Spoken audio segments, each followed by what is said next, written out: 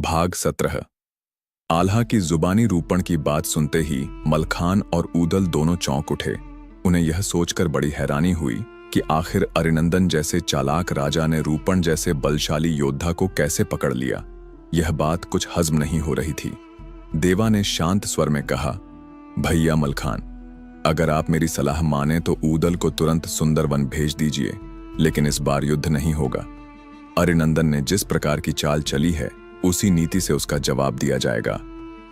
देवा की योजना सुनते ही सभी स्तब्ध रह गए, पर जैसे जैसे उसने विस्तार से बताया सबको उसकी चतुराई पर विश्वास हो गया। योजना तभी सफल हो सकती थी जब ऊदल अपने क्रोध पर नियंत्रण रखे। ऊदल ने तुरंत एक व्यापारी का भेष अपनाया और 4 शानदार घोड़े तैयार किए। वे अश्व इतने सुंदर और दुर्लभ नस्ल के थे कि किसी का भी मन डोल जाए।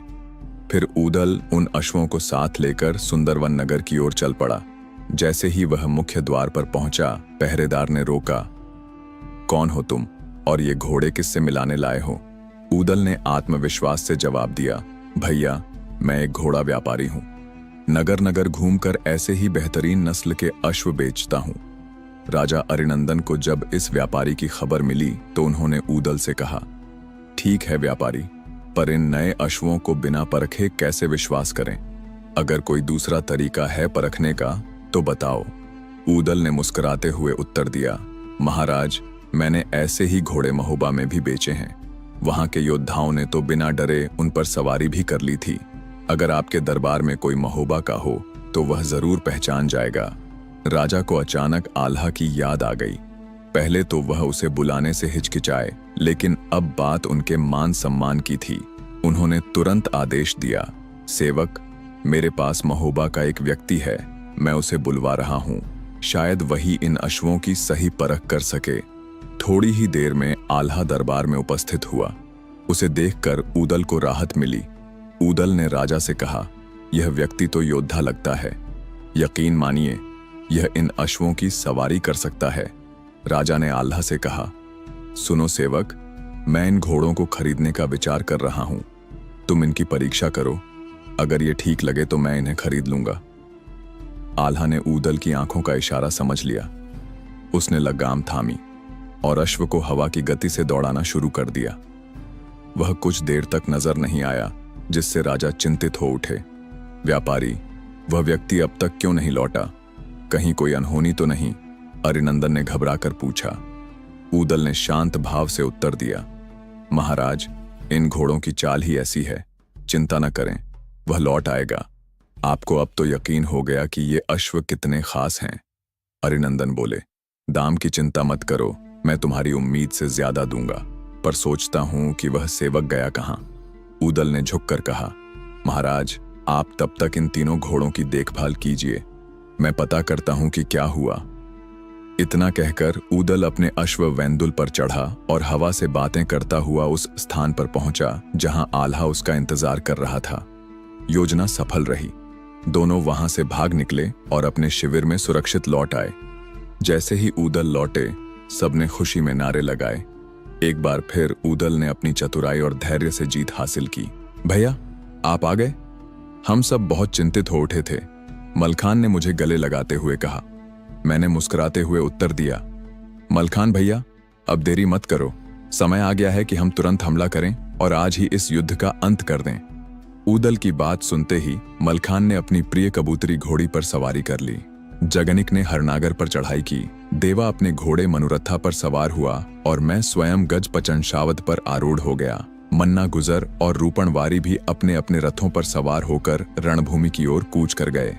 उधर राजा नैपाली के तीनों पुत्र युद्ध मैदान में तैयार खड़े थे। उनके साथ चौथा योद्धा पटना वाला पूरन भी था। जैसे ही ऊदल और जोगा आमने सामने आए, ऊदल ने गंभीर स्वर में कहा, जोगा, यह व्यर्थ का युद्ध मत करो। अपनी बहन सुनवा की भांवर मेरे भाई आल्हा के साथ पढ़वा दो। अगर तुमने बात नहीं मानी तब भी विवाह तो होगा ही, पर उस समय कीमत तुम्हें जान देकर चुकानी होगी। जोगा ने तिरस्कार भरे स्वर में कहा, ऊदल, हम क्षत्रिय हैं और तुम वनाफर। हम तुम्हारे कुल को नीच समझते हैं। ऐसी जाति में अपनी बहन का विवाह कराना हमारे लिए अपमान होगा। फैसला युद्ध से ही होगा। ऊदल का चेहरा सख्त हो गया। सुन जोगा, मैं दक्षराज और देवकुंवरी का पुत्र हूं। मेरे वंश और मेरी तलवार की तौहीन मत कर, नहीं तो ये तलवार इतिहास लिख देगी। यह कहकर ऊदल ने जोगा को ललकारा। जोगा ने तलवार से कई वार किए, लेकिन ऊदल हर बार बच निकले। आखिरी में जोगा ने भाला चलाया, पर ऊदल सतर्क थे। उन्होंने अपनी तलवार के एक ही वार में जोगा की सिरोही तोड़ दी। सिर्फ मूठ हाथ में रह गई। ऊदल ने अपनी ढाल से ऐसा वार किया कि जोगा घोड़े से गिर पड़ा। फिर ऊदल ने उसे जंजीरों से बांध दिया। वह उसे मारना नहीं चाहता था, क्योंकि वह सुनवा पर कोई कलंक नहीं लगाना चाहता था। उधर जैसे ही भोगा आगे बढ़ा, मलखान उसकी राह में आ खड़े हुए। भोगा, समझदारी से काम लो, अपने हथियार डाल दो और समर्पण कर दो, वरना हार निश्चित है, मलखान ने समझाया। भोगा ने हंसते हुए कहा, यह तो युद्ध ही बताएगा कि कौन हारेगा और कौन जीतेगा। उसने तलवार से हमला किया, पर मलखान ने कुशलता से अपनी घोड़ी को पीछे आगे घुमाकर वार टाल दिए और फिर ढाल से एक जोरदार प्रहार किया। भोगा भूमि पर गिर गया और वह भी बंदी बना लिया गया। अब तीसरा भाई विजया युद्ध के लिए आगे बढ़ा, लेकिन तभी देवा ने ऊदल को रोकते हुए कहा, भैया एक बार मुझे भी मौका दो, सारे वीरता के मोती तुम ही बटोर लोगे। ऊदल मुस्कुराया, पंडित ध्यान रखना, इसे मारना नहीं है, यह आल्हा भैया का साला है, बस पकड़ना है। तुम निश्चिंत रहो, देवा बोला, इतनी गलती मैं नहीं कर सकता। देवा विजया से भिड़ गया। विजया दक्ष योद्धा था, लेकिन देवा ने उसे भी कुछ ही समय में धराशायी कर दिया और उसे भी कैद कर लिया। अब राजा नैपाली के तीनों पुत्र बंदी बन चुके थे। इसी दौरान जगैनिक ने राजा पूरण के हाथी के महावत को मार गिराया, जिससे महावत गिर गया और हौदा टूटकर जमीन पर गिर पड़ा। राजा पूरण घबरा गया और जगनिक ने उसे भी कैद कर लिया। इन सब बंदियों को शिविर में लाया गया। सभी महोबा के योद्धाओं की जीत से गर्वित थे। उधर जब माहिल को यह खबर मिली कि महोबा के योद्धा नैनागढ़ पहुंचे हैं, तो वह अपने षड्यंत्रों से बाज नहीं आया। वह तुरंत अपने घोड़े पर सवार होकर नैनागढ़ जा पहुंचा। राजा नैपाली जानता था कि माहिल परिमाल का साला है और महोबा वालों से द्वेष रखता है। उसने माहिल का स्वागत गर्मजोशी से किया। स्वागत है उरई नरेश, अचानक कैसे आना हुआ? नैपाली ने पूछा। राजन, महोबा वाले कब कहाँ आ धमकें, कुछ कहा नहीं जा सकता। जब मुझे झात हुआ कि वे नैनागढ़ में हैं, तो मैं आपसे मिलने चला आया, माहिल ने जवाब दिया। मुझे खबर है, माहिल ने आगे कहा, कि आपके तीनों पुत्र और राजा पूरण महोबा वालों के बंदी बन चुके हैं। ये वनाफर जाति वाले छलकपट में माहिर हैं। मैं यह नहीं कहता कि आप इनके साथ संबंध जोड़ें, लेकिन राजनीति की मांग कुछ और है। माहिल की आंखों में कपट चमक रहा था।